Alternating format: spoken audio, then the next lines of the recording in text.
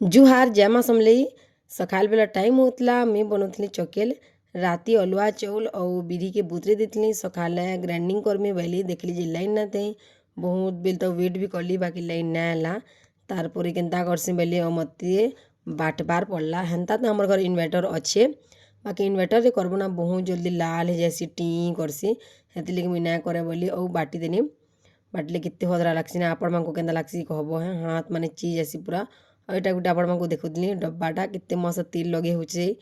तावान आपण मानक जदि दरकार ना मी टैग प्रोडक्ट मतलब प्रोडक्ट की टैग कर देथि आपण मान जे ऑर्डर करबे आ सब की ना भी बाटी थे जेते बुती दिली अधा बाटी दिली अधा के रखी देली हस्बैंड खाई सारा पर कहछन कि बहुत टेस्ट लागला कांजी बाटी करी बनैतल बोलले सबुदिन बाटब तो बोलता मोर सासू माँ काण बोलते जगह बाटतु बोले तो मस्त एक्सरसाइज होता हाथ रो पेट भी कम था बोलुले तो आपण मैंने बाटस कि ग्राइंडिंग करस जी कहब कमेंट हैं खाई पी सारा पर मोर हस्बैंड बाहरी जनटा दुकान जीबार के टाइम हो जाता